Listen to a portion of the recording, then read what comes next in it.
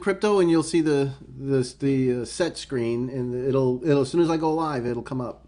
Oh, I see. Okay. All right. Well, this is the time, so I'm going to do the introduction, and then I'm going to then run the video, and and then I'll get back to us.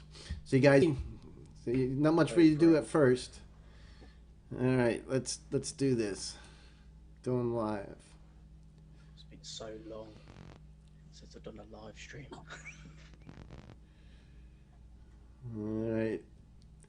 Now it's telling me that I'm having some streaming issues, but I'm hoping that it's good. So you guys take a look. Hey, you've reached Digitspin Crypto. I'm going to bring up the channel. We have some exciting stuff for you today. We got Mick Ambrose and we got Oliver today from Electroneum. And we want to discuss and talk about all the exciting stuff with Electroneum. So let me start this. I'm not a financial advisor, and neither are these guys. So don't take anything here as financial advice.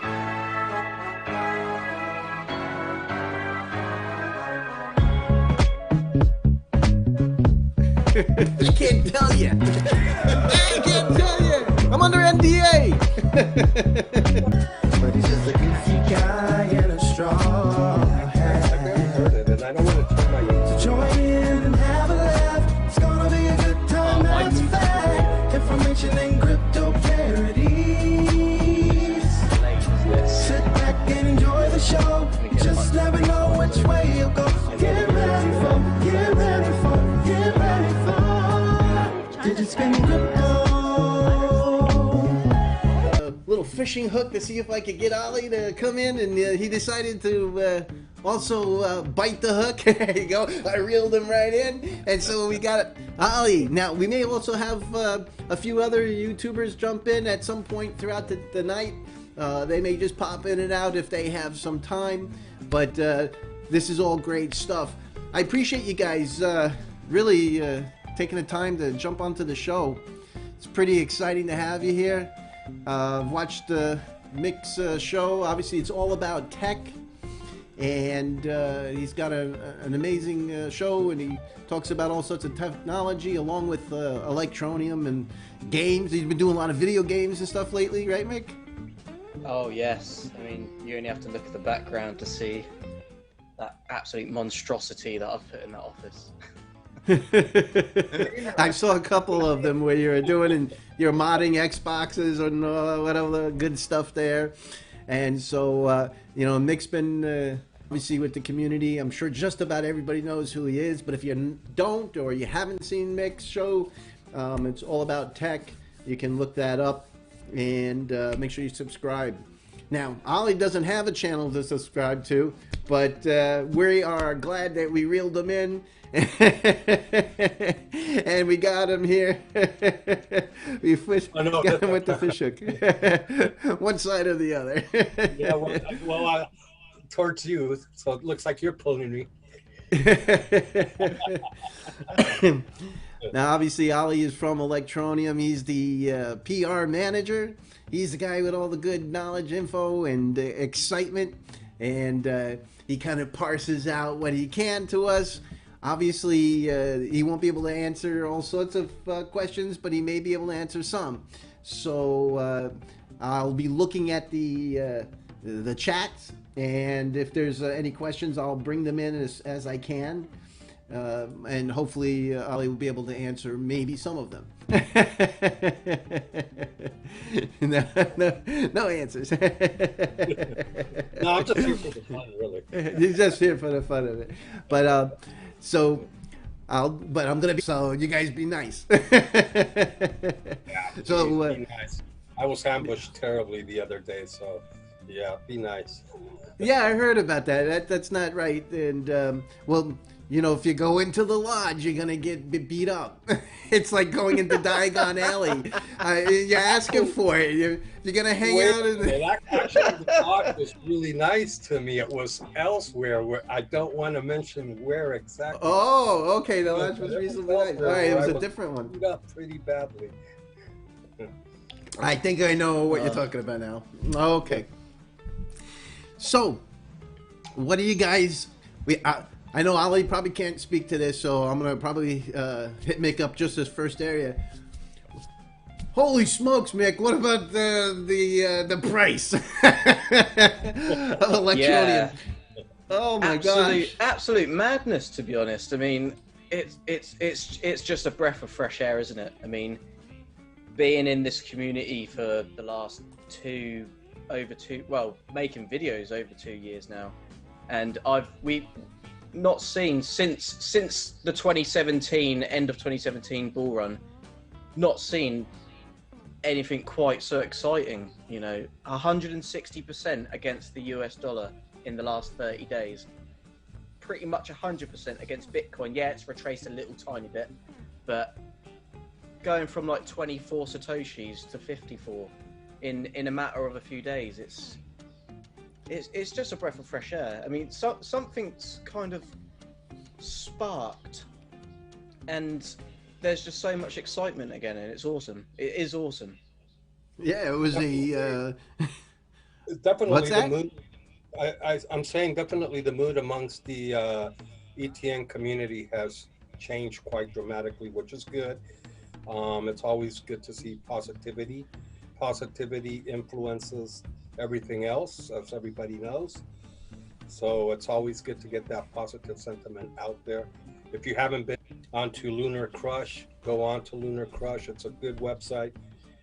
It shows how social media sentiment influences the bakery. You know what I mean? There's certain words I can't use. You guys know that. But you know what I'm talking about. So we've moved up in the ranks, which is really good. Although in reality, we're pretty much back where we should be and where we were. When was it? It wasn't long ago when we were down to 88, 89th position, and then suddenly we just had a dramatic drop to about 100.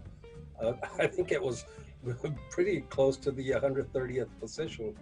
So we're just kind of back to where we should be, and the optimism within the office is big because there's some new strategies in place to ensure that growth will be sustained and the movement is in a good way. So there's sustainability there. So what Richard has avoided, by all means, is building upon on a house of cards.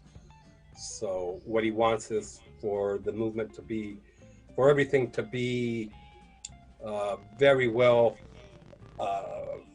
founded on good foundations, and that growth is sustainable, and none of this other things that other crypto projects are doing. So you can expect for this to be quite positive moving forward.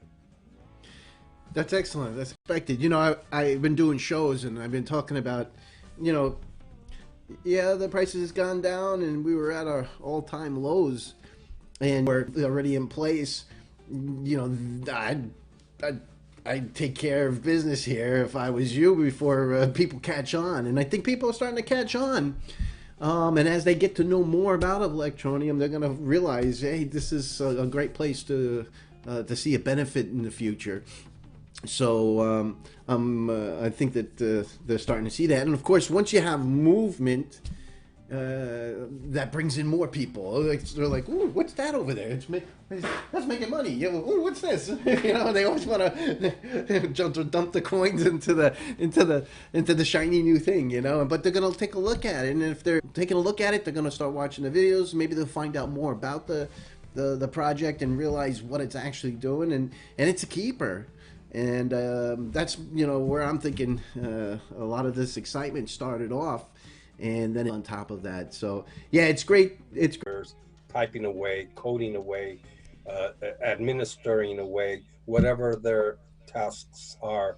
Everybody's there and are very passionate about what they're doing, because who wouldn't be? You know, we're trying to make a difference in the world. We're trying to help people in developing countries. We're trying to help people that are unbanked and wouldn't otherwise have access to the global digital economy. So who wouldn't be happy, or who wouldn't be passionate about being part of that? whichever way you are, which be it on the side of purchasing a lot of ETN for whatever reason, or be it a supporter of Electroneum across the social media channels, or being a staff member and working hard. I mean, it's just being part of the project that's incredible, and it's a privilege to be with Electroneum. Yeah, I know. Me and Nick, I'm sure Nick feels similar. He'll tell me if I don't. But we're excited just to be able to talk about it, you know. And so I can imagine working there. I always tell my wife, I said, if I lose my business, I'm applying at Electroneum. We're gonna move to England, maybe. But with all this closures nonsense. But no, it's a great. It's a lot of fun. I know Mick enjoys it. I always see it in his videos. Yeah, I mean, it's over 2 years later, still making content. I know, obviously, it's been a lot less content as of recent, but there's just been so much going on. Started a new job and moved house, and last year was just super busy, especially towards the end of the year. But yeah, I've really been enjoying getting back in, because as soon as you get out of the routine of regular uploads, it's so hard to get back on that horse. It's so hard. So to be back on it and uploading regularly is, I mean, it's what the community deserve at the end of the day. Obviously, I've been to the HQ twice, and like you say, everyone's there, everyone's cracking on, and a great bunch of people as well. So I'm really I was more than satisfied that people are there getting stuff done both times I was there. So yeah, it's just awesome, and I've been waiting. I was waiting for the job offer for so long, and it just never came. It just never came. So I had to get back on it, and now I work in aviation.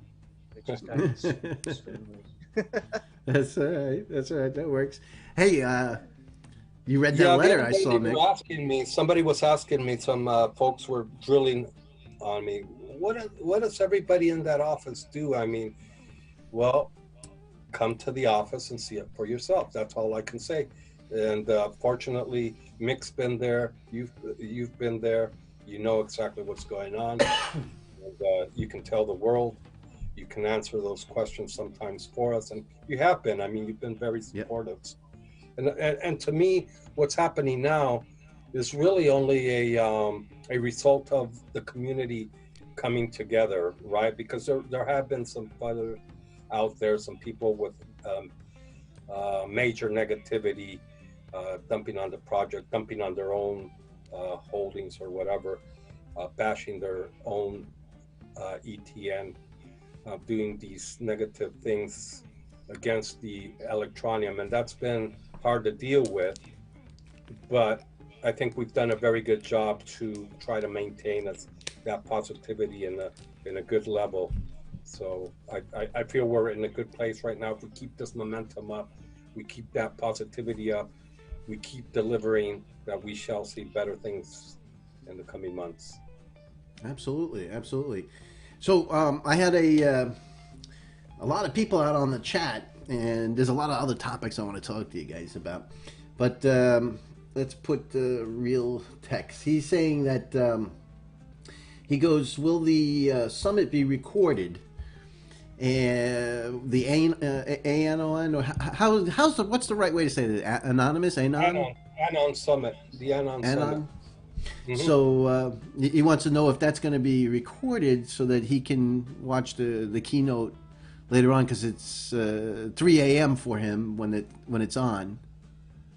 Well, just wake up, man. Wake up and yeah, it's going to be recorded. Unfortunately, they're not going to have the recording ready till a week after the ANON Summit. Are we allowed to record there? Excuse me. Are we allowed to record? Yeah, you can. I'm pretty sure. that's sorted then, because it's 11 a.m. for me, or 10 a.m. when it starts, and I'm going to be attending on the 19th. I'm sure you so can find I'll a record way. it all. You're all about tech, right? So I'm sure you can find. Ooh, shot fired! Shots fired! Shots fired! No, yeah, That's I'm funny. I'm going to be up for it. I'm going to be recording it. So as soon as it's readily available to me, because I was going to need to ask the question: are we allowed to record stuff whilst on the summit, etc. I didn't know what kind of the rules were as such, because obviously they're giving us a business ticket for being part of the community. I didn't want to seem like I was taking the mickey a little bit by recording all of their content. So yeah, no, let's record it, and if you do, and we're not able to for some reason or another, well, by all means send it to me as well, so we can clip it here and share it with the community as well. But the summit themselves, they're not going to have it ready till a week afterwards. So, but if you wake up if it's 3 o'clock, 11 is 3 o'clock, you can still wake up in time to see parts of the summit. You may still have time to watch the panel with Richard and Maximilian Marenbach of Kraken and John Lamis of Staker Dow, or I think it's the other way around. I may have the names switched around, but that's going to be an interesting panel as well. So, and then there's the 2 hours at the booth, the exhibition booth between 12 and 2 p.m. UK time, or 1 p.m. to 3 p.m. CST time, which is time in Austria. Will be live in the booth. Richard will be there. A couple other execs will be there. I'll be there. Some people will be answering questions. Richard, you'll be able to interact with Richard at the booth and ask him questions directly, face to face. It's the first time I'm going to attend one of these summits, so trying to wrap my head around how all this works. But the way it's been explained to me, that you can click on the booth and see what's happening from out. As soon as you click on the booth, you can see what's happening there. And if you want to actually interact, you just kind of click on a button saying, hey, I want to interact.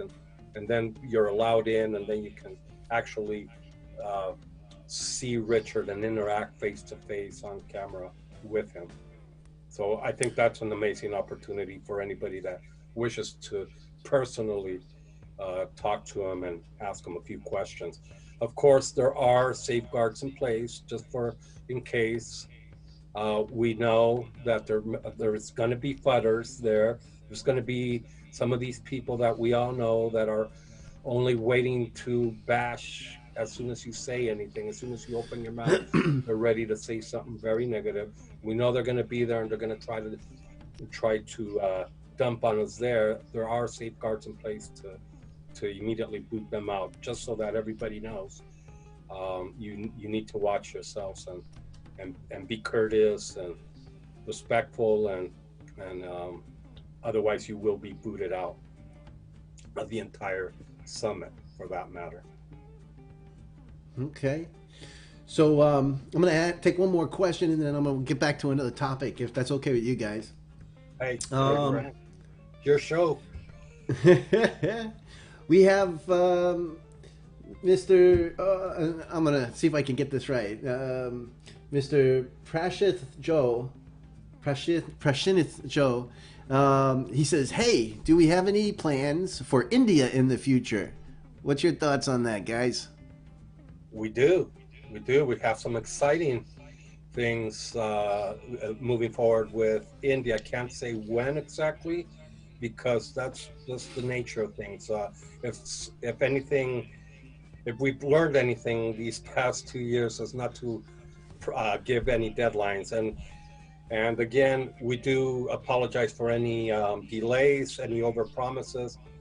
Believe me, if you were at the office and saw how all these agreements and negotiations take place, you would understand it's not that we are trying to hype anything up or trying to lie to anybody. It's that we get excited because we see things are crystallizing, are becoming real, and we've been in the position where tomorrow this amazing thing is going to happen. And then just overnight, we wake up in the morning and it's like it fell through.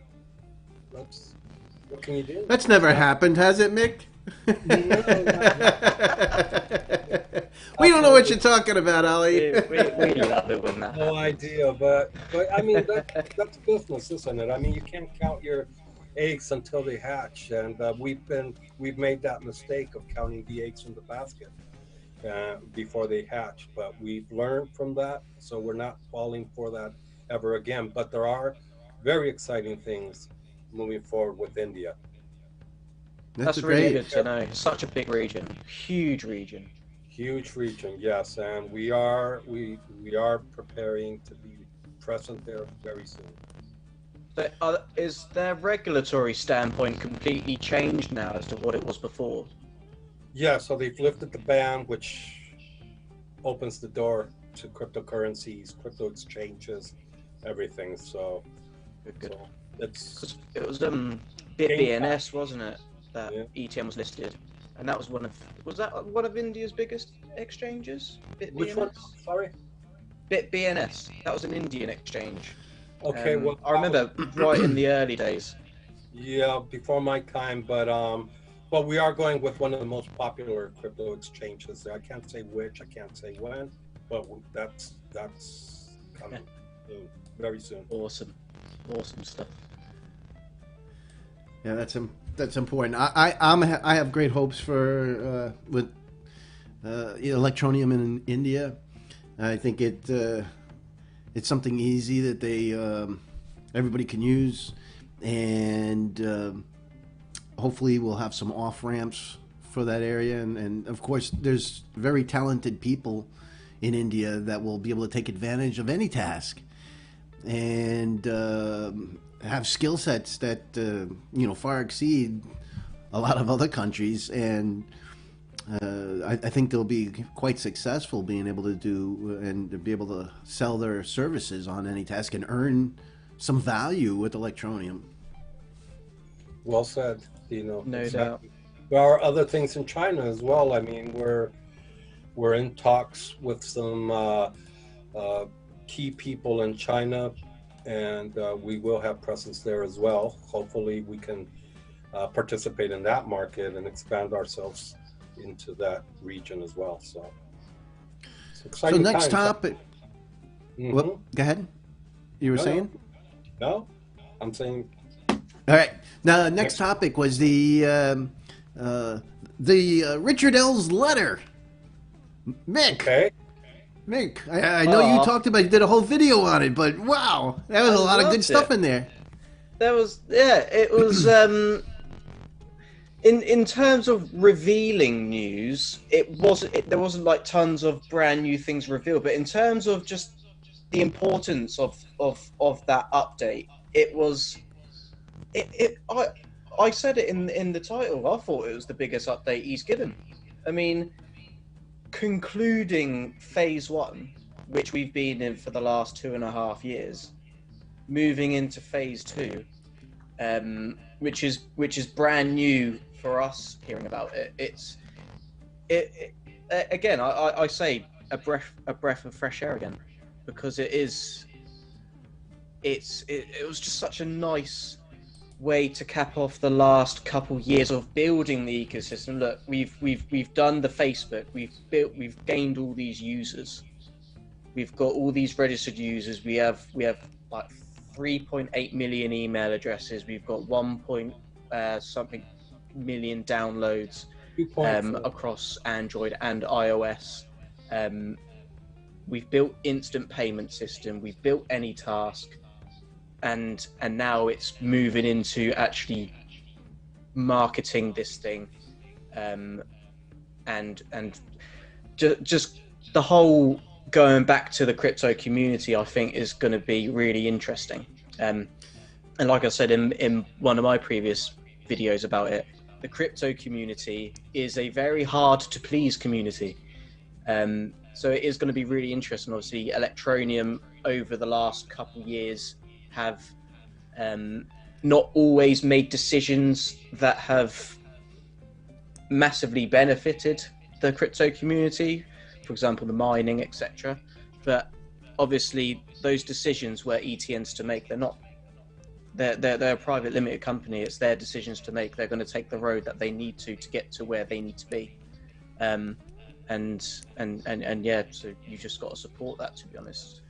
Yeah, my last video, I went through the letter. I actually read it like you did, and you know, it got me excited because the letter came out swinging as far as I was concerned, and told it the way it was, and it really made me excited. That it's like, look, they clearly understand the problem here, and they realize that it's insulting, the value that's being passed around for the coin, and that it should be worth so much more, and this is what we're going to do to take care of it, and clearly outlining a path and a problem. And I was pretty excited about it. If you watch that video that I did yesterday, you'll see how excited I was. And so I was really hopeful, and this is where it's going to get to you, Ollie. I'm really hopeful that Electroneum is going to be looking forward and to grab the attention again of the 1%, because they set the pins up, and that allows the other 99% to play the game. If the pins don't get set up, it's going to be real tough to play the game. And having the interest of the crypto community, gets the word out there. It keeps the product viable as far as its economic values, and just it makes life a lot easier. And my biggest concern is, I talk with the YouTubers, they don't know what it's about. They have no idea. Isn't that that mobile mining thing? That's all centralized. I'm not interested. I don't want to know anything about it. And it's shocking to me. There's just so much that can be expressed and explained, and because they don't even take the time, or it doesn't even pique their curiosity, they don't bother. They don't get a chance to talk about it. So I'm hoping that we'll start to see Electroneum really pushing out there to educate folks. I even told the guy, I said, geez, I would be happy if even Electroneum just paid them 10,000 Electroneum just to show up for a conference call and just to learn about the product, so we can give a 15-minute little blurb, and so that you understand what it's about, and go forward from there, and a percentage of them would understand, and it would see the value in it. So my question to you, Ollie, is, you may or may not be able to answer it, but what type of excitement? How do you see Electroneum taking the path of being able to get into the face of the crypto community, and to be able to educate them about the new Electroneum? That's really not that hard. Now, first, I'd like to mention the part about the phase 1 and phase 2 for those who have potentially not seen the interview he did with Manish Kumar of CoinGyan. He did an extensive interview with him as well, and he spoke very clearly about phase 1, phase 2, and even a phase 3. That's when all that began being revealed to the public. But yeah, phase 2 is essentially, you said it very well, Dino. It's about continuing on from phase 1. Phase 1 was about developing, getting the products out there, and phase 2 is about marketing them. It's about advertising them. It's about getting banners out on the main crypto news outlets and everywhere else we can find that is helpful for the project. So we know that Electroneum as a company needs to be widely advertised across crypto news outlets. AnyTask is just a little bit different. We don't see that that advertising in crypto news outlets would be that efficient. I mean, it's important that the crypto community understands that AnyTask is part of Electroneum, and why it's part of Electroneum, and what the mission behind it is. That's important, and we will get that point across. But I think it's more important to get the AnyTask advertisement and advertorials and articles out in mainstream media, because that's what we need on any task. We need a whole bunch of buyers to make freelancers on any task happy that they are earning. There are people there. The marketplace does exist, and as Richard has said previously, our first target to be able to say 1,000 people actually live entirely off of any task. When we reach that point, the next milestones will fall pretty much in their place by themselves.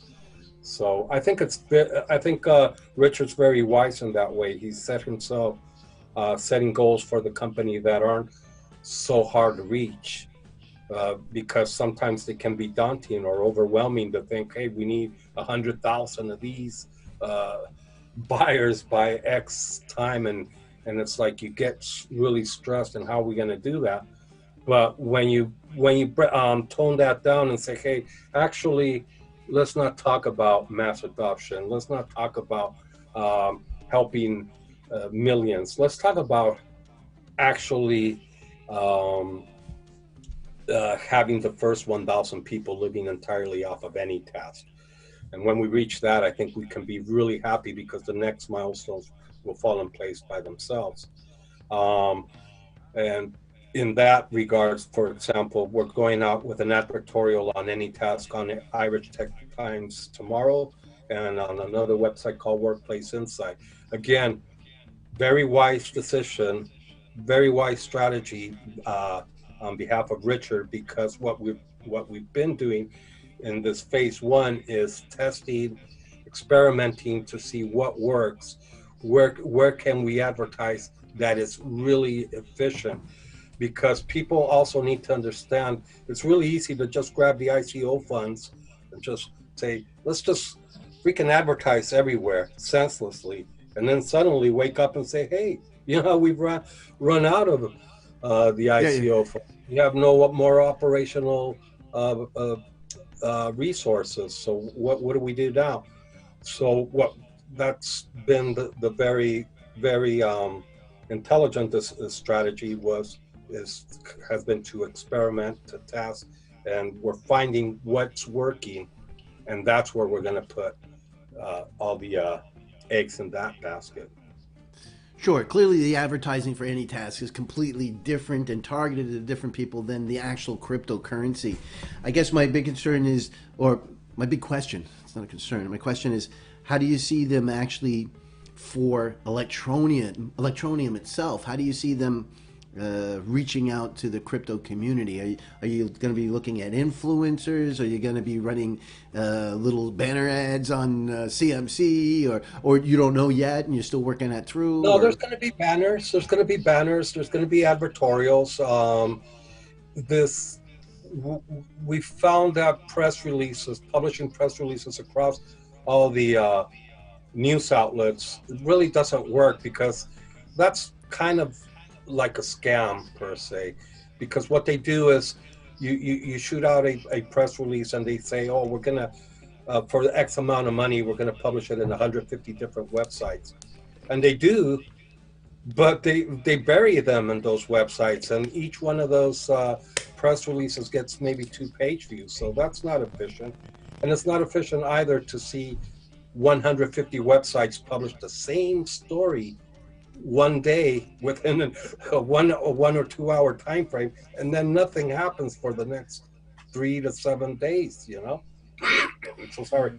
So what we're doing is we will be creating specific content or exclusive content for each of the different crypto news outlets, which is overwhelming task, but it needs to be done. So we're prepared to do whatever needs to be done. So, for example, tomorrow the AnyTask advertorials on these 2 websites I just mentioned have been written in way different form. So they look different. They look like different articles. The imagery is different, the wording is different, and they look completely different. So if you go and look for Electroneum, you're not going to find the same article in 6, 7 different places one day. You're going to find 2, 3 different articles written in different ways. And it doesn't matter if we pay for them, they're sponsored, but they're different. And I think that's very, very important. And, what about influencers? Yeah, obviously we're already contacting a few influencers. We'll be contacting more. We want to be on some exciting shows that have a large following. I'm not going to shoot names out there because people are going to say, well, when this and when that. Again, many interviews out there with YouTubers of the Bad Crypto podcast. Is that what one of them is called? We've reached out to them, and we're reaching out to all these different influencers, podcasters, YouTubers. You know, you should also put together some, just a thought, you might put together some 10, 15 second commercial clips, just, you know, the Electroneum. Did you know the electricity to run the network is less than one household, you know? And just something that maybe 10 seconds or 15 seconds that, you know, gives Electroneum, and maybe just give some bullet points. And just, you can run them cheaply on different shows, you know, $20. You can run an ad, you can run ads for a week on a crypto show or whatever. And a lot of people would pick up on that. Tell me which crypto show will run that ad for 20, because all the crypto shows I've been talking to, it's more like in the area of thousands of dollars. But again, they're not going to hesitate. Richard's not going to hesitate to purchase advertisement space wherever it's needed. So there's not going to be any hesitation there,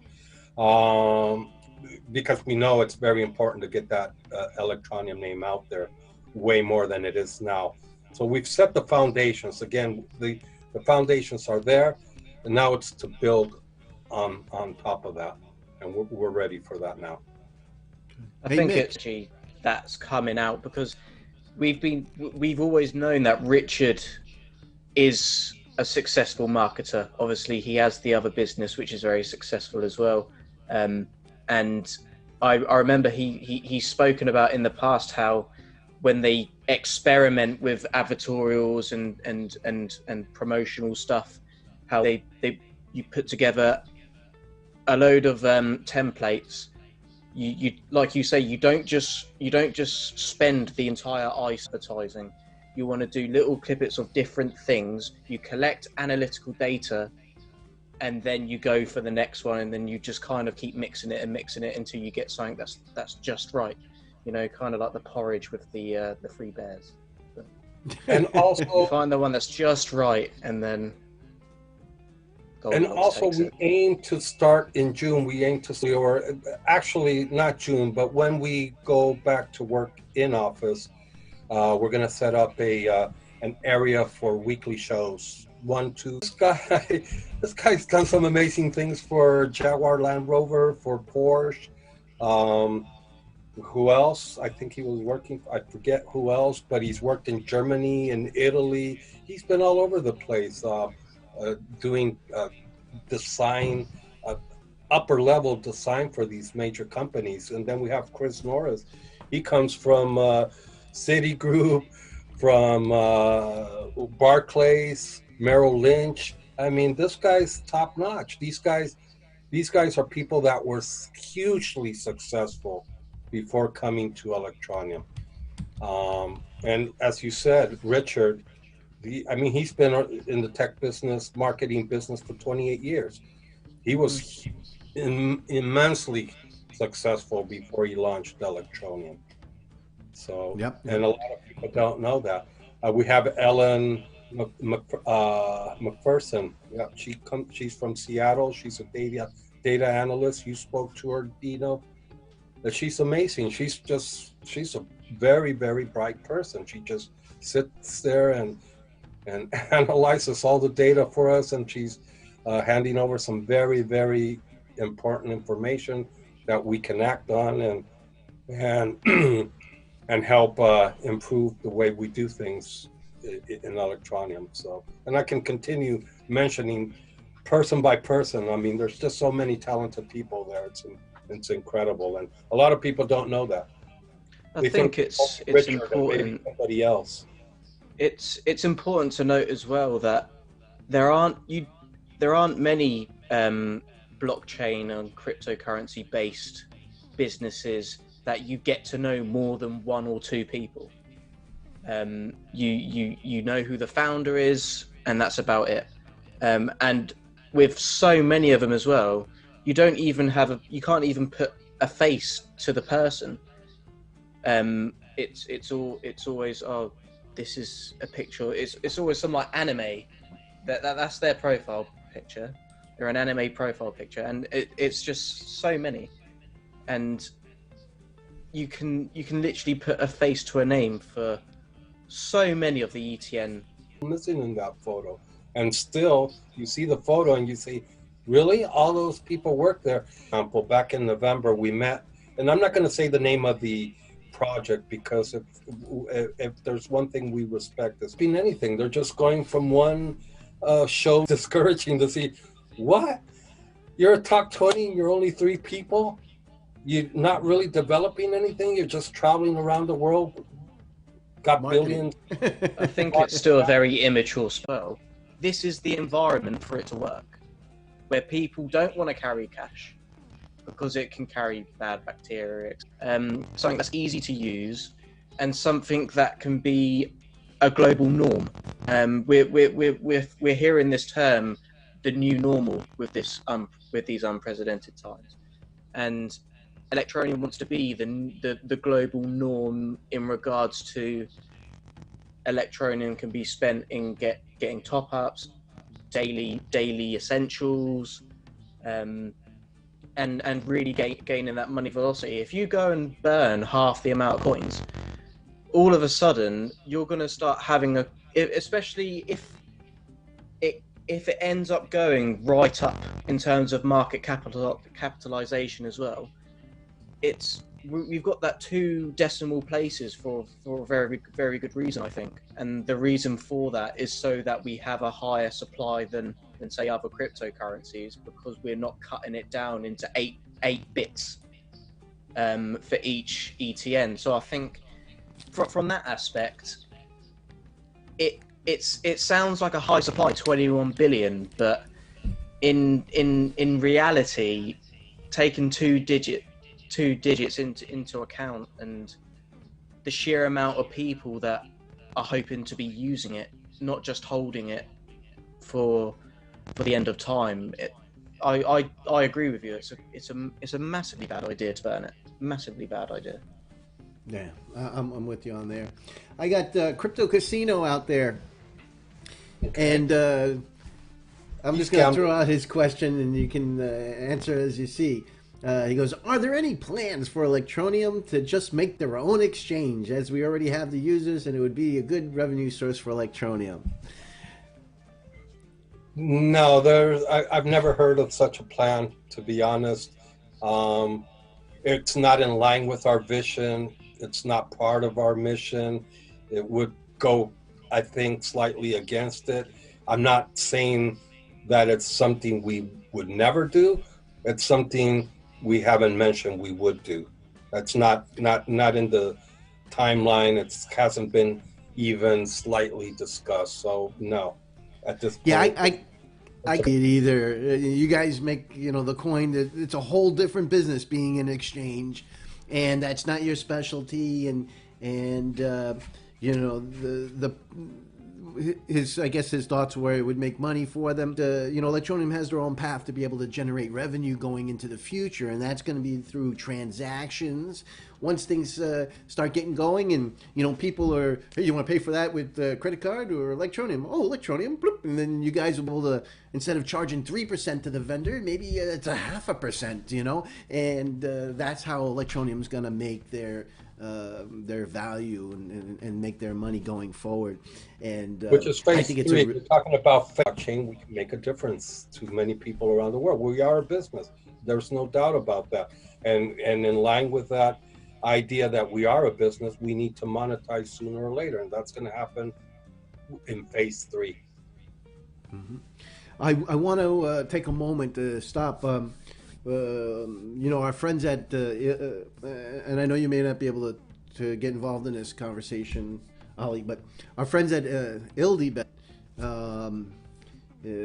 Klaus, he's in the hospital in Las Vegas, and anyway, he's he's recovering from COVID, and so an excitement that they have on their website, but you'll figure in and Coinbase, and there's all sorts of other good stuff. Yeah, we all do, and working towards that.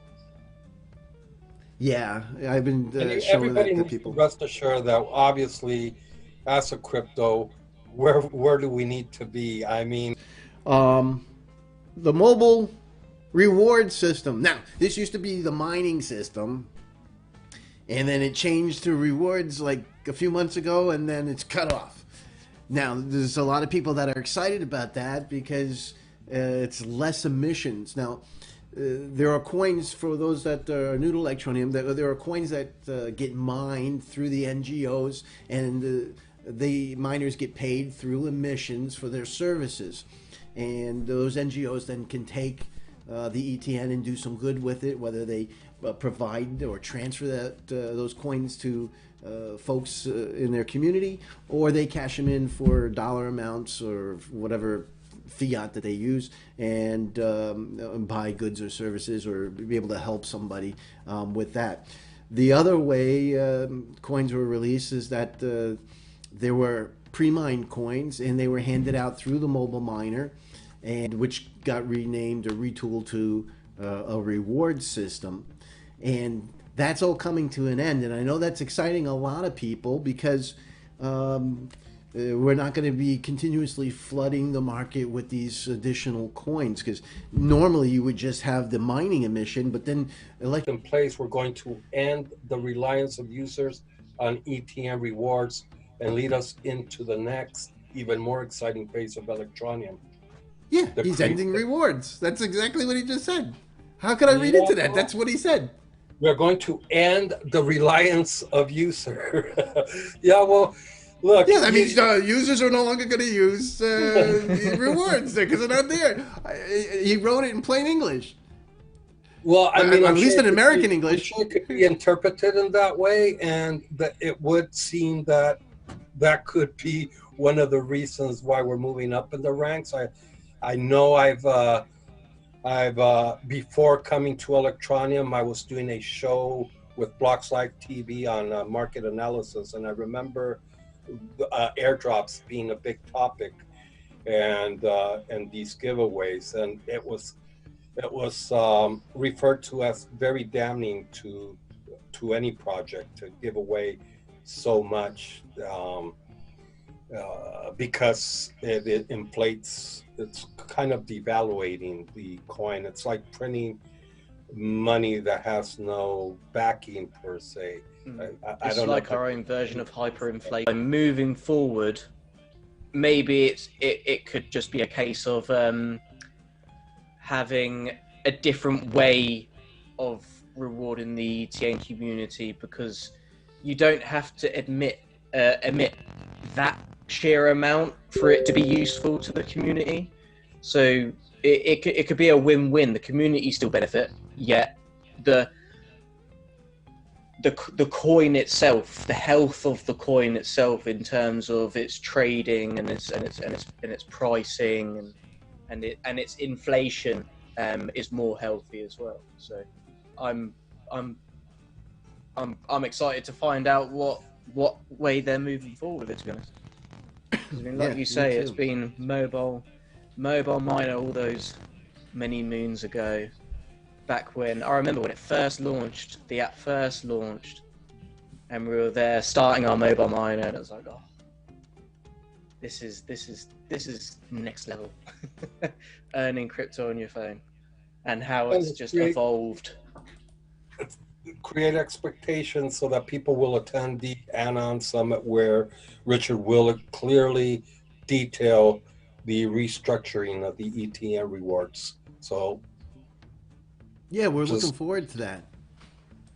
And the Q&A. There's going to be a Q&A immediately after his speech, as well as in the booth during 2 hours. So there's going to be plenty of time to ask him all these questions and get the explanation straight from the mind behind Electroneum. Perfect. All right, let me see if there's anything else good out here that came up real quick while I was going through this. All right, so I don't see anything right off the bat. Let's see if there's any other good topics that we had here. We had the letter, we had the any task. I see all the redos. Obviously, the Electroneum website got remade, and the AnyTask looks like it got a nice new haircut, and looks pretty spectacular. Also, a lot of the folks that been on my channel have said, "Hey, I put something on AnyTask, but nobody's bought my service yet," and I've explained to them, they gotta hang in there for a little bit. We're trying to get that loaded, and if your task is very specific, it's going to take a while to find that specific customer, and to try putting other different tasks in there too, of other services that you can do.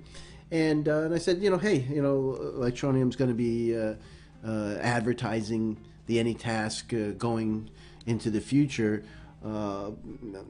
I'm hoping, very shortly, and This is a huge priority, to bring in buyers to make AnyTask appealing to and helpful to the people using it. Definitely. So just some patience there. We're still in soft launch there, and the reason why we're still in soft launch is because we want it to be perfect and ready for the open market, and then of course there's the advertising, the advertorials, and all that.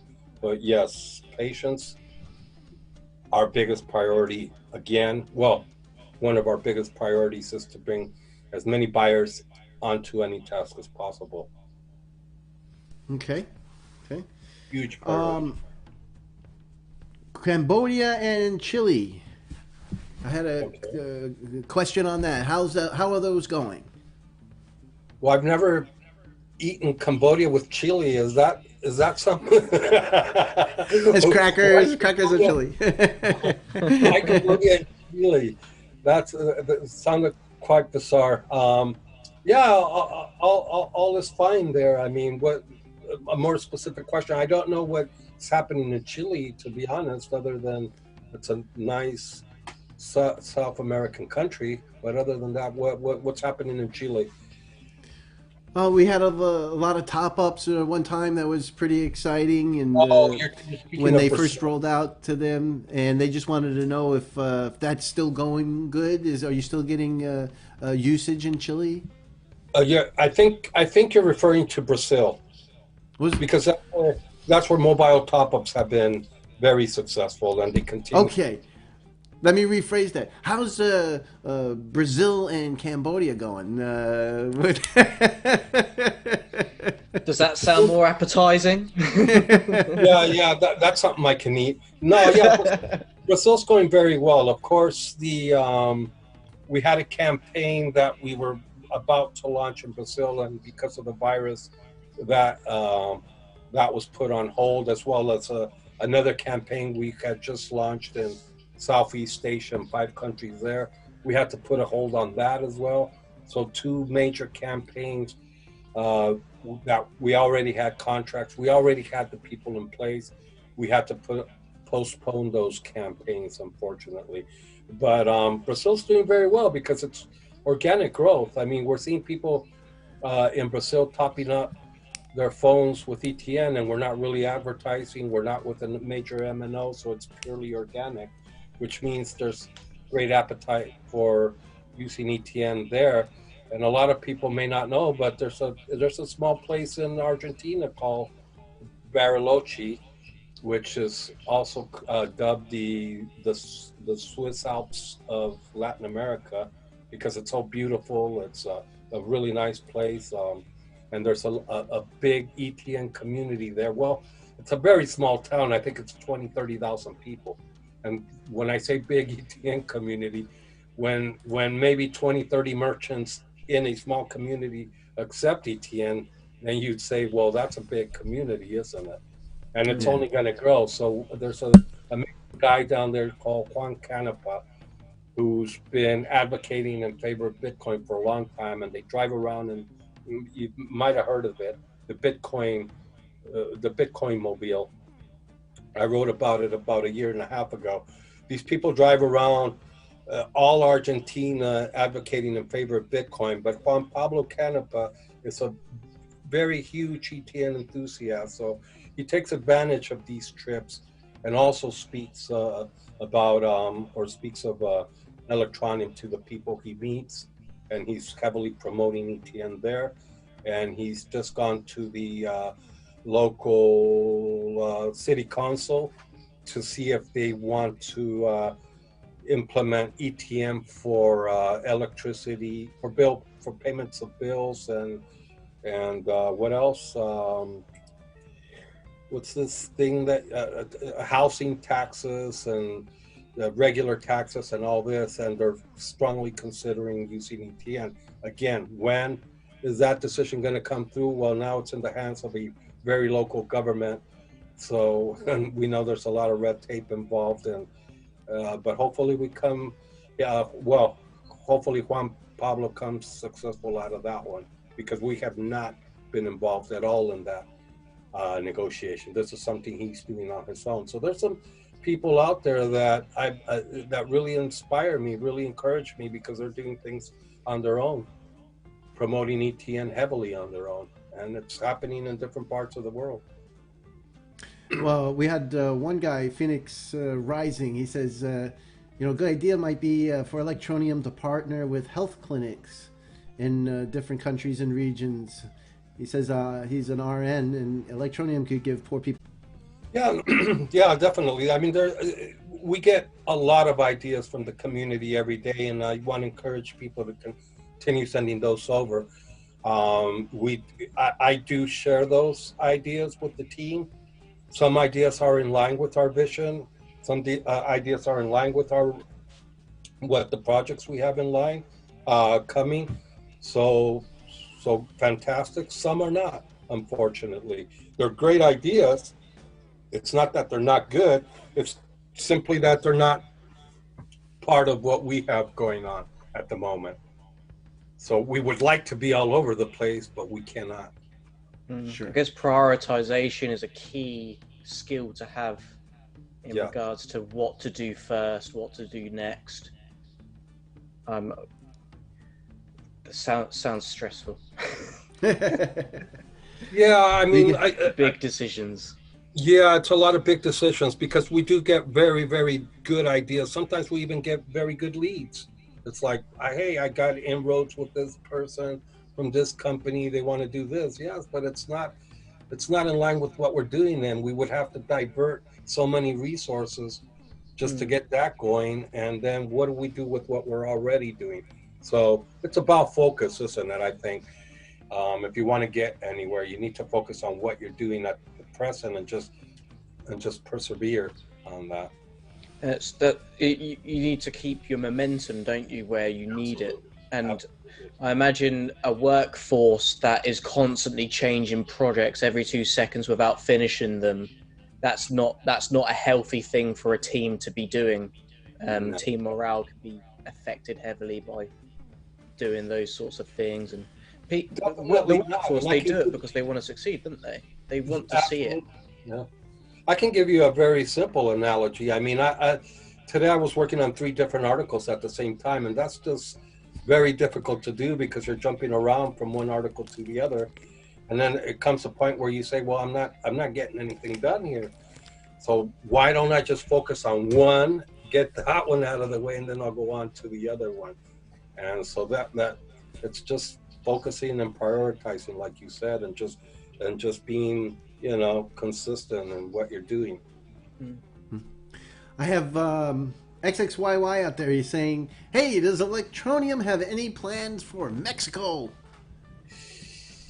I'm from Mexico. Of course we do. You know, Pero cuando? Sí, señor.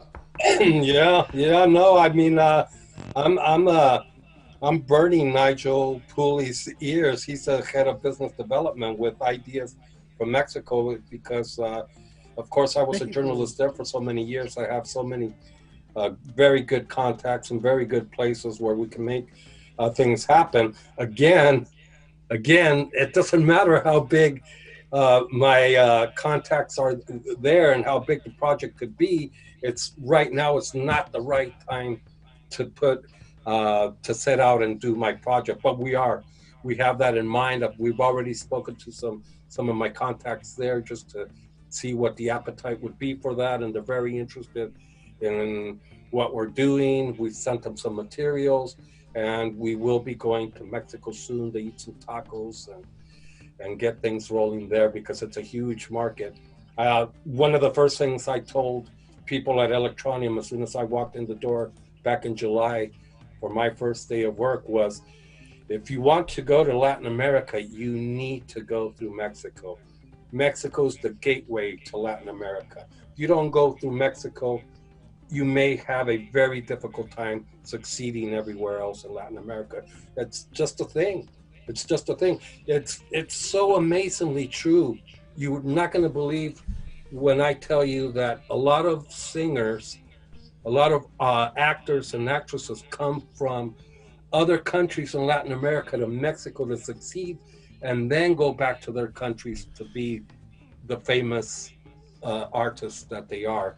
That's just the way Latin America works. So that's that we will be going there soon. So I think hitting the Spanish-speaking countries is really important. It makes up a huge percentage of the global population. The whole of South America, you've got Spain.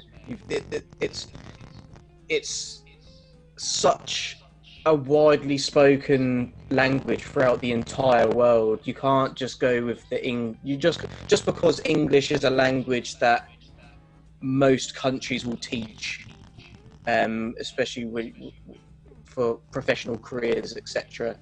In the English language, like especially like aviation, air traffic control and stuff, English is the language. But yeah, like I mean, I think that's really exciting. I'm actually going to send you a link to a video I did in Spanish, because I used to live in Spain when I was a kid, and I used to be fluent, but not anymore. well, I'm Still speak it. I just heard you say a few words in Spanish, and they sounded good to me. So Yeah, to me too. I'm like, it's the accent. You need to get the accent down so you sound like a local. But because it's strange whenever you go to different parts of the world where the accent from the Spanish kind of changes, like in Castellano in Spain where I was, your C's are pronounced TH's, but in Mexico's it's more of an S. Yeah. Yes, and exactly. yeah, we have that same problem down here.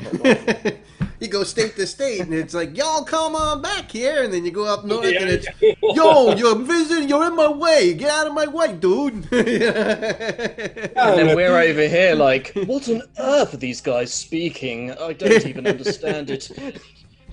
I'll tell you, when I first arrived in Birmingham, in the UK in 2013 with when we first arrived there, we were listening to some people right behind us, and my son was saying, Dad, what are these people speaking? And I'm like, I'm trying to listen, I'm trying to understand, and I'm like, they must be Eastern European. I can't understand the word they're saying. Anywhere near as strong as, say, Chris Gorman's accent, being from, is it Sunderland or Newcastle? He's a Geordie, and the Geordie accent, that is a very strong accent. Even I should. But I can really understand. Actually, I can understand Chris and his son Taylor better than I can understand Brummies. And don't start it with the yam yams. You know who I'm talking about, right, Mick? People from what is this, West Bromwich, is for sure. Yeah, I just want to toss in one other one here. Candy Girl goes, why would we need the M2 Mobil if the reward is changed or different?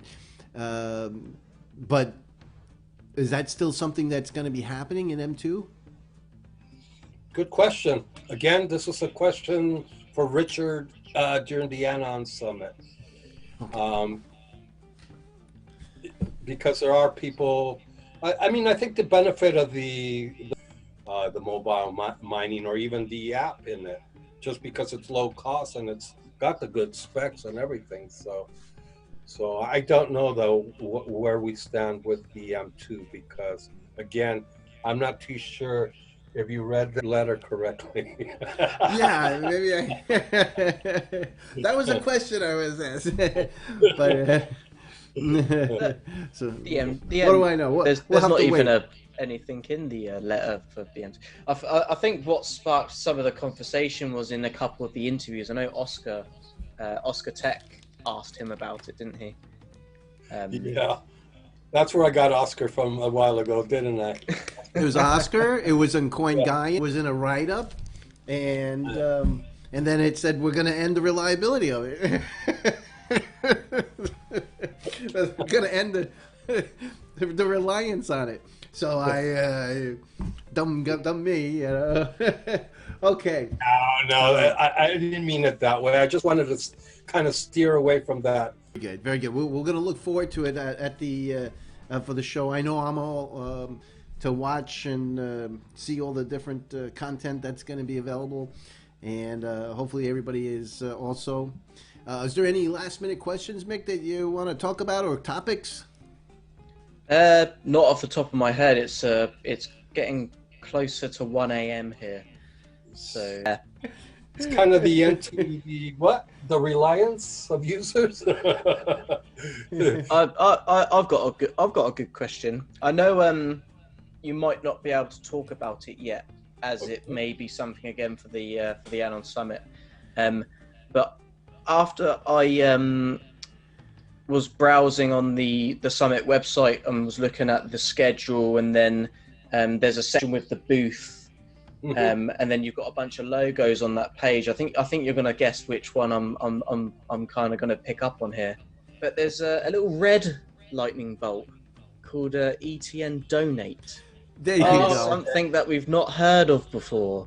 So this sounds like something that could be in line with what we were talking about earlier with ETN rewards, maybe. If it's somehow linked to the future of how the reward system's going, or I'm going off on a tangent. But basically, my question is, what is ETN Donate? What is this red little that's logo? the right that question. What is ETN Donate? Can you give us a little hint? I think it's been mentioned before, but I think if you read into ETN Donate, it speaks for itself. But again, it's an announcement that I prefer Richard to give during the ANON summit, because that's part of the of his speech, and why steal these announcements away from his speech? I mean, No, we don't want to do that. We thought maybe if there was information that you could talk about. So yeah, we'll wait for the 19th to get that answer. I was curious also, so that's a good one, Mick. And then we also had Glenn came up and he goes, "Yeah, what's this ETN Donate thing?" So that was perfect. All right, let's see what else. Anything else? If you wanted more questions, let's see here. If you have some more questions. I mean, I'm sure some people are eager to get some of their questions answered. So we're already here. We might as well answer a couple more, if Mick's all right.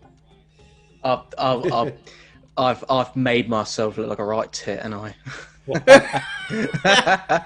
the nitro chair and everything, man. I mean, you got these gamer chairs that you can sit in for what, 3 to 5 days. I'm in a chair. I do like to get up every now and then. Yeah. I'll go and stand by the arcade machine for 2 hours. Let's see here. Going into the marketing phase, is there any update? Getting on Binance is from... Who's this from? This is going to be from... That was... Ed. I think I saw a question where it was someone at ETN were going to move over to a Binance blockchain in order to get listed. Never. No, yeah, thank you for just clearing that up. Because that's one of the reasons why we haven't gone on to Binance, is because at one point, for some reason or another, they were asking us to migrate to their blockchain, and that's never going to happen. But to answer to Binance, we did speak to Josh Goodbody. He's Goodbody. He's the head of the Europe division for Binance, which has nothing to do with listings, but he has put us on the queue with the listing team because they work in a very methodical way. This is what he explained to me. And what that means is that we've just been put on a list and they will come to us with the listing requirements when our number is up, essentially. Which means, again, we are working towards getting on Binance. It's not, because I do understand people when they see us, hey, let's vote. You know, it's like some people get frustrated, and I understand that because they feel, boy, these guys want to get on Binance only via voting. You know, why don't they just dish out some of the ICO funds and get us on Binance, as if that were going to be the solution to everything. And I think that's another thing that people need to understand. Binance and Coinbase isn't the solution. It's not really going to solve anything, to be honest. And that's what the experts have been telling us. But it doesn't mean we don't want to be there. Of course we want to be in the major crypto exchanges, but it's not the solution everybody thinks it is. So just so that everybody understands that. I mean, a lot of people don't like Biggie, but it's one of the biggest up and coming crypto exchanges in the world right now. Huobi is doing very well as well. I mean, so we're in good places. We just need to make sure we're in a better place with these crypto exchanges, and the rest of them will eventually beg us to be with them. Right, you can have it on the great exchange, but you got to have people with an interest in it, and that's where the exciting part is Exactly. Getting the crypto community back involved and there's so many requirements too, right? Because they're not going to want us there if there's not the liquidity nor the trading volume that they're seeking, and that's understandable. So that's why phase 2 is all about that, as Richard has clearly explained in his letter, and we'll go further into detail during the ANON Summit. So don't miss the ANON Summit. If you haven't registered, register now, because that's when you will find out about all these exciting things. Very important things too. Very important. Really, really significant. Okay. Let's Get see. registered. I mean, Did it's we hit free. 60 Satoshis? Huh? Did we hit 60 Satoshis during the show at some point? Somebody said we hit 60. We're currently at 58. 58. All right. Rank 86. But I mean, rank 86 is the highest we've been since this pump, I think. Yeah, Lunar Crush is because we rank 83 on Lunar Crush. We're better ranked there than we are on CLs. Oh, that's a very good point. Well, let's go back to these. And by the way, Lunar Crush was recommended to me by a very, very reputable market analyst whose name is Matty Greenspan. Many of you may know him. I work really nice. It's really nice. It's got purple banner on this one. Got way more information on it. It's got some more indicators. I like it. And again, we're in 83. Just climbed one more position. We're now ranking 82 on the Lunar Crush. So we might have moved up another position on CMC as well. Oh, cool. And there's an alt rank. Which exactly. is third out of 2041. I'm not joking. Let me share my screen. We were fifth a while ago. We're top three, the top third most best performing altcoin, right? Can you see my screen? Yeah. Is it on the stream? Yes, it's Yeah. Hey, look at this. Third, 3 out of 2041. Volume So the squarer it gets, the more well-rounded we are. Yeah. New pun intended, mate. That's a play on words, that is, isn't it? Back to grammar school to study geometry. That's funny. Oh, I've gone away. I tried manually dragging everything to first place. Apparently, it doesn't work like that. Yeah, I wish it were that easy. Check the percent change. I think we're like number 3 also. 16.51% on the 24-hour. I mean, look at the spikes of volume as well. Yeah. Yeah, where do you think all that volume's coming from? Somebody else asked that question before too. Where do they think all the volume's coming from?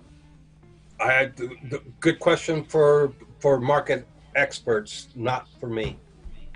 Yeah, I just think a lot of people are getting back into it, and there are people that like to trade Electroneum when there's action going on, and they could just $1 million worth of Electroneum in the past, and that's not on anything abnormal. It was just that it wasn't average for the last couple of months, but we've easily hit $1 million. Now, I would be like, there's $10 million worth of volume, then I'd be like, okay, who's doing the competition, Because didn't we have like 10 million when they did the competitions? But isn't it amazing to see them as 5 times? Well, then maybe I should go on to a different example. But it's true. There are spreads. Yeah. And I mean, Yeah, really I'm gonna low get a spreads. 10%. How about, and again with Paxo standards, same situation. Again, it's just isn't it? But there's other crypto coins out there that are traded 5 times their market cap, and they're not stable coins. I mean, it's just amazing to see how much fake trading there is out there, which is really just a house of cards, because one day, once this becomes regulated, sooner than later, I mean, you don't need to be an expert to know that sooner or later this will be regulated. And when that happens, all this fake trading, all these coins, all these cryptocurrencies that are fake trading are going to collapse. You're talking about regulation. Hey, Mick and Ollie, in the UK, there's this new regulatory standard, I think next year or this end of this year, or something. The FCA, Financial Conduct Authority, this year. Tell us about this. What is that all about? So the Financial Conduct Authority they're the body that govern car insurance, banking, gambling, basically anything where launder money, basically. And sort of the FCC of the UK. The SEC, yeah, the UK's version of the SEC, basically.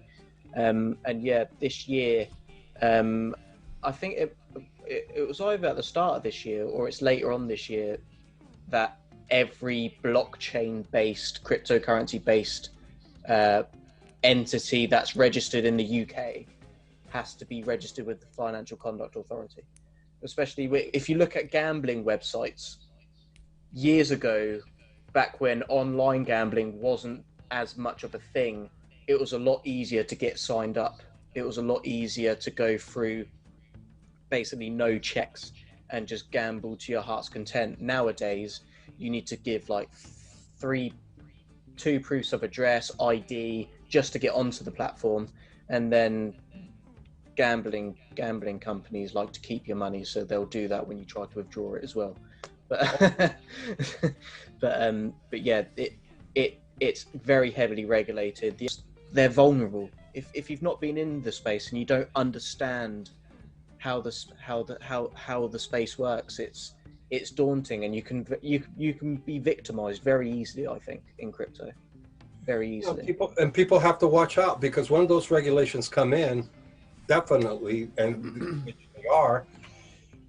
I can see a lot of cryptocurrencies being purged, being collapsing. I can see that clearly happening.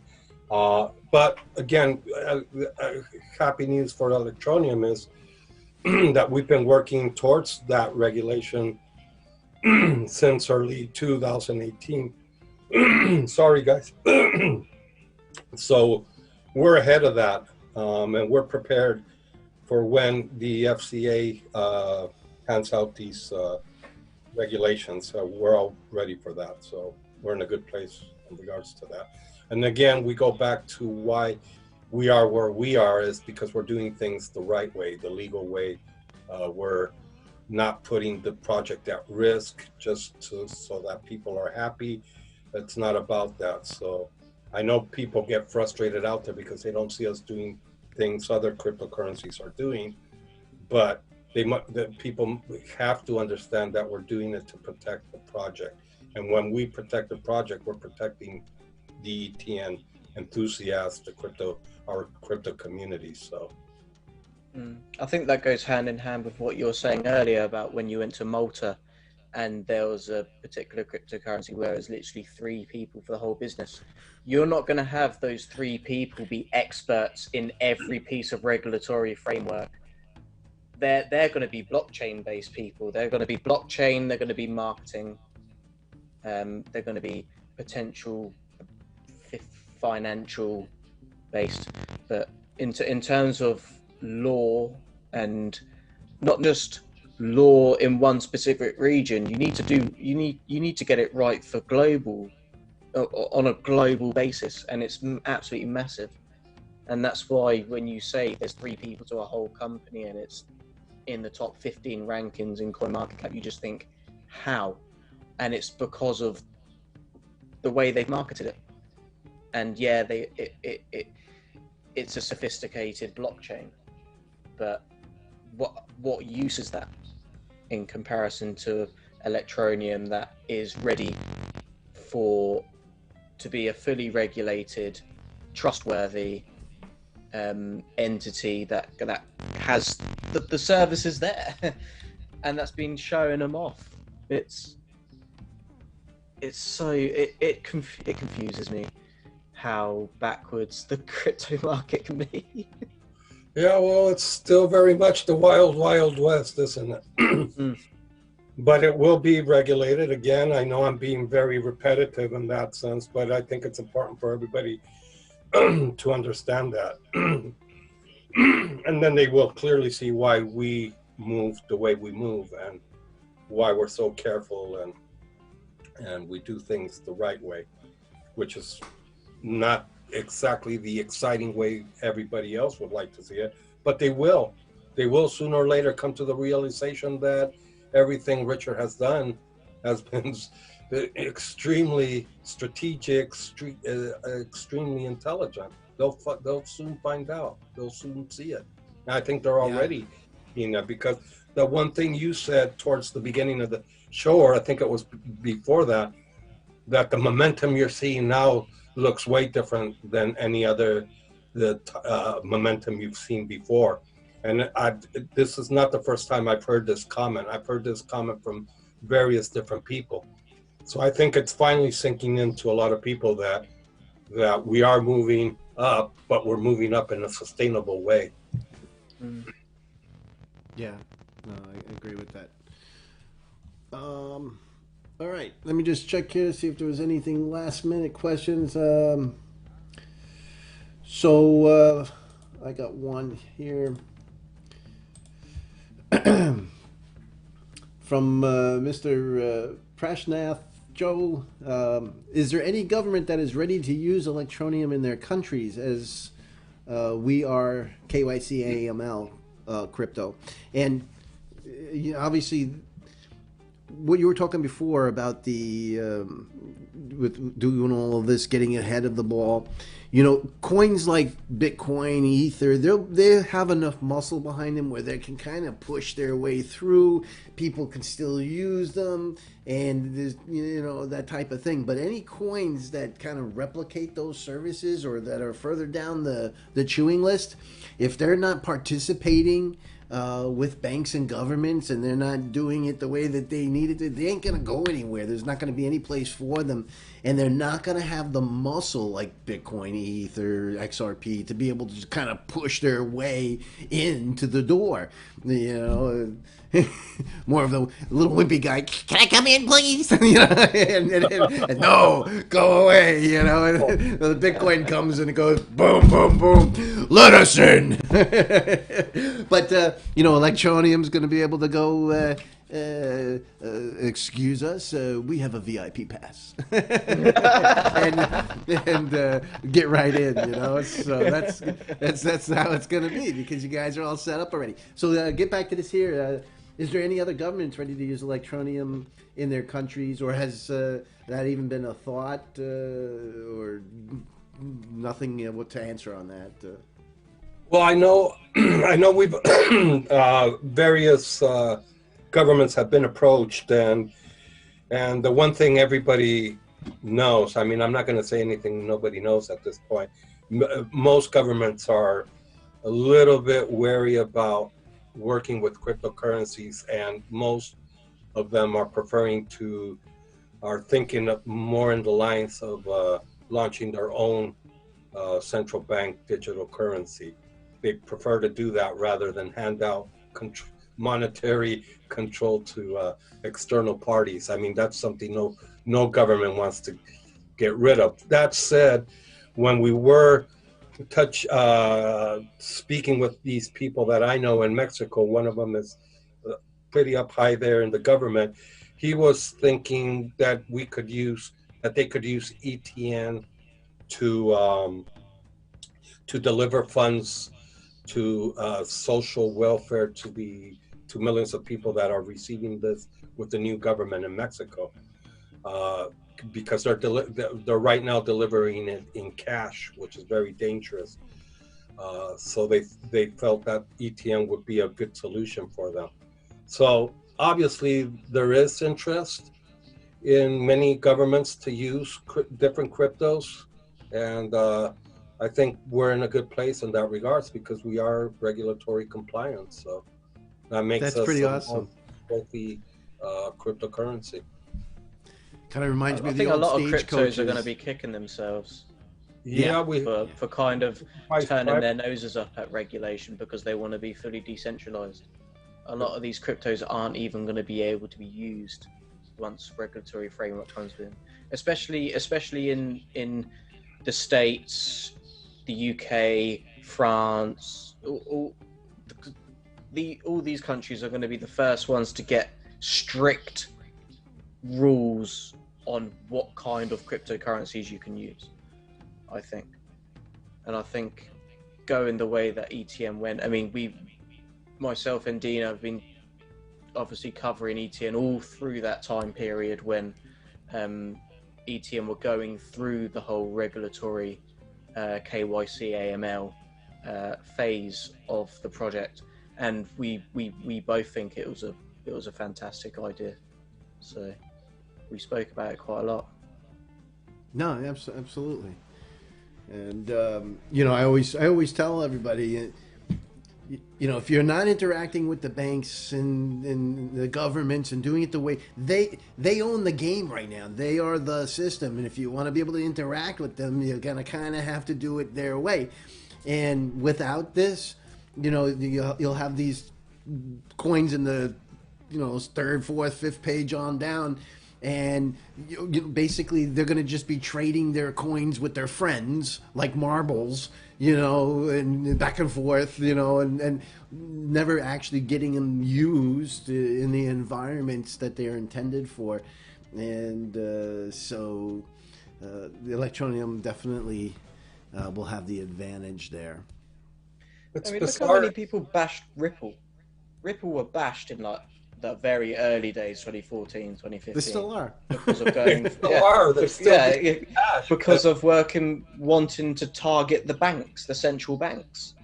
And then a few years later, all of a sudden, it seemed to be the right decision for them to do, because they have built everything based upon that. Doesn't mean I necessarily love XRP by any stretch of the imagination, but they saw their target market and they marketed it. They built something for that use case and they did it well. And it doesn't matter how many people doubt it, because it took them 3 years for people to suddenly see the value of what they've built. 3 years, that's a long time in crypto time. Yes, it is. And they sustained so much FUD in that time. And I do see that similarity, that ETN were kind of given that same FUD for quite a long time. And oh boy, my ears started ringing. Somebody out there saying, "What? How you dare compare ETN with XRP?" I can already. Exactly. The analogy is very good, and what I wanted to say is, you need to be inside the head of the people behind the project to understand where they're headed. So I understand when people say, well, why don't you do this? Why don't you do that? Well, why don't you ask Richard? And why don't you get inside his head of what he's planning, you know, what his strategy is? And if you were there, you would understand and see things as clearly as he does. And I think we're all beginning, well, there's so many, I mean, I think there's way more supporters out there than there are fudders. So I can fairly say there's maybe between 2 to 5% of the people out there are fudders against ETN. Most of them. Why I invited these people, Dino and all these. Because while the coins are pouring out and the price is low, and it usually stays that way for 3-4 years, Electroneum's come up with all this great stuff that it can do. And so now it's ahead of where the price is, and so they're a victim of their own success. They're ahead of what normally would happen. So, you know, obviously there are things like that what you Electroneum just can do. said, Dino. Sorry to interrupt you, but it really called my attention because today we had this conversation with the people from the ANON summit, and initially they felt that they weren't going to be able to get more than 2,000 to 3,000 people to register to the event, and we blew that through the roof in regards to their expectations, because I think there's over 6,000 people have registered, and over 50% of those people come from us. And there's so many other projects out there. I mean, if you that have those tickets, that have sponsored the event and haven't been able to bring as many people as we have. And the one comment that various people that are also participating in the ANON Summit said was, wow, this is incredible how many people you guys brought on. No wonder, now I believe your numbers. You guys, it's sometimes it's hard to believe that you guys have so many followers, so many download apps and all this and all that. But now that we've seen how quickly you got people to register to the event, now we believe your numbers. And now we're personally going to reach out to Binance to tell them they're wrong when they say you guys fake the numbers and put bots out there to vote in your favor, because we clearly see you do have the support behind you. That's exactly right. That's exactly right. That's really encouraging to hear that the other cryptocurrencies can't get near the numbers of ETN's registration. Not even close. That just says it all. That just says it all as to how undervalued an asset Electroneum is. I don't do price predictions. I've never done price predictions. I won't start doing price predictions. But that just says mountains. And just look at the other names on that roster that they have, you know, the speakers, and look at the booths, the other projects that are exhibiting there, and you would think there's some big projects out there. You would think that they would have drawn more public than they have. So we've clearly blown that through the roof and impressed everybody there. So even before the ANON Summit takes place, we've already had huge success with it, because we've clearly confirmed to them that our numbers are real. There you go. Exactly right. All right, let me just check, see if there's anything last out here. We need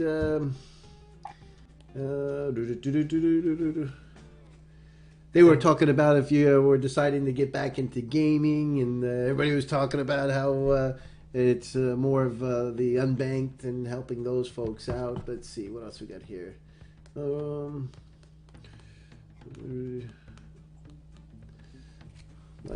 Not seeing any other particular questions that have come up, except for the gaming. Are you ever planning to go back into gaming, being part of like Engine Coin or these video games, and they have assets and using Electroneum for the assets and stuff like that? So initially, that's what we were, and if I think we've been approached by a couple of gaming companies that want to use ETN, and I think that will happen. It's not that we've discarded it. It's just that we have other priorities that we think are going to put us in a better place than becoming a gaming token right now. But that doesn't mean that we've completely discarded that as a potential future or as a way to monetize. Okay, that makes sense. You got anything else there, Mick? Just when they you started mentioning about gaming, it reminded me of a game that was released. It's not Hodl Rocket, but there was another one, and it was kind of like do you remember Flappy Bird, where you're going sideways and you're tapping on the screen? Basically, instead of the Flappy Bird, it was Richard Ells' face on a rocket, and it's basically Flappy Bird. I need to remember where I got it from. I actually messaged the guy that made it and said that is awesome. Yeah, I've seen it. Because that type of game is like so addictive. Hey, can you tell me about the? You may not be able to. This may be part of the 19th release. Is there any the instant payment system? Mm-hmm. Originally, there was going to be some additional features added, so you could do refunds and maybe some background accounting information, or some subscriptions and other things. Is that still going to be happening so that we can apply that to the ETN Anywhere solution? And I don't know if you can answer that either. What exactly is ETN Anywhere, and what does that mean? Oh, you mean ETN Everywhere? Everywhere, yeah. There we go. Anywhere, everywhere. Yeah, well, it's anywhere, it's everywhere. What are you giving me a hard time here for, huh? it's in Chile, it's in Brazil. Yeah, again, that's part of Richard's announcement on the 19th. So again, let's register to the event and listen to Richard, and as soon as he's finished with his speech, if you want to ask questions, hurry, because there will be space for Q&As there. And if you're not able to squeeze in a question then just visit the booth between 1 and 3 p.m. Austria time or CEST time, and he'll be at the booth engaging with the community, with anybody that wants to ask him questions, wants to speak with him personally. He will be there and answering to all these questions, and I don't want to steal his thunder. That's why I wasn't sure. If I go like this, and I lost my battery on my my remote earpiece, so I guess we'll have to call it. Unless there's any last things you want to put in there. You guys have got to be exhausted. It's late there. It's still only 8 o'clock. Here I have another 4 hours worth of work to do. So I'm going to let you guys... I did have one question. Okay. That is about the ETN app. It's not like a massive question. Just biometric sign-in. It's a feature that I think any sort of financial holdings application should have. More and more affordable budget phones are coming with fingerprint sensors now. So I was just wondering if it is in the pipeline for the next app releases to maybe include biometric sign-in, Face ID, fingerprint unlock, etc.? I have to be honest, it's not something I've heard, but what I do know is that they want to improve the verification process. Some people do complain about it, but again, it's the people that complain are the loudest usually, right? And sometimes they give the impression that one person sounds like a million people. What we need to understand as well is just because 2 people complain and 2 million did not, what does that tell you? You know what I mean? Because I do look at Twitter constantly, and I get DMs on Twitter. I get DMs, private messages on Telegram. Sometimes people email me directly because they found my email somewhere or the other on a press release or something, and they come to me with issues they're having. I can honestly say those issues are minimal. They're minimal in comparison to the amount of people that have downloaded the app, minimal in comparison to the amount of people that are actively engaging with the app, which I think is up to about 260,000 on a daily basis. So when you think that I've had to intervene in maybe 10 to 15 cases in the last 6 months or 3 months, maybe I'll exaggerate. 15 cases in the last month, still nothing in comparison to how many people are actually using the app, engaging with it, using it to plan ETN, and or just downloading the app and registering for the first time and going through the verification process. It's minimal. It's minimal. They are loud though, and that's one of the reasons why I immediately, when I see these complaints on Twitter, I immediately DM these people and tell them, send me your details, raise a support ticket, because I can't go to the head of support and say, hey, can you look into this? Well, have they raised the ticket? No, they have not. Well, tell them to raise a ticket. Yeah. Why are they complaining if they have not raised a ticket? Things don't get magically resolved, do they? You have to raise a ticket. So once they don't know there's an issue until you tell them. Yeah. Well, I got people say, well, I haven't gotten paid in 2 weeks. Have you raised the ticket? What's that? Where do I do that? Okay, well, you raise it here. And once you do that, your issue will get resolved for sure. If it doesn't within 2 days, then get back to me and I'll help you. And I'll say 90% of the issues that have come directly to me or through me have been resolved before I've had to intervene, just by telling them, raise a freaking support ticket. And once they do that, they get their issue resolved. Sometimes it's been the case where it has not happened that way and I've had to intervene. But again, it's very minimal, very, very minimal. But again, we want to make things easier. You're right. We're in a modern era. It's a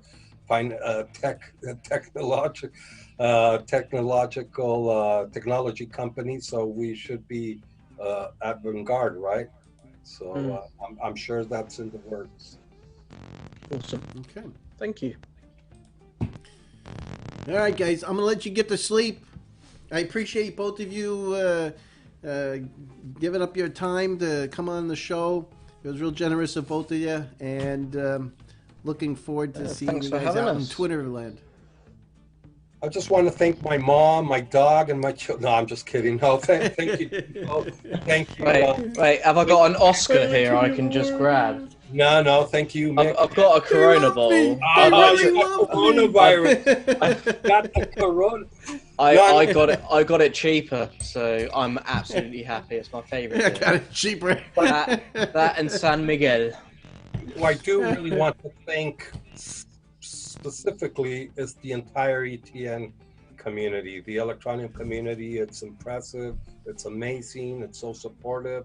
It's just a privilege to me to be working with Electroneum and being the intermediary between the Electroneum community and the companies.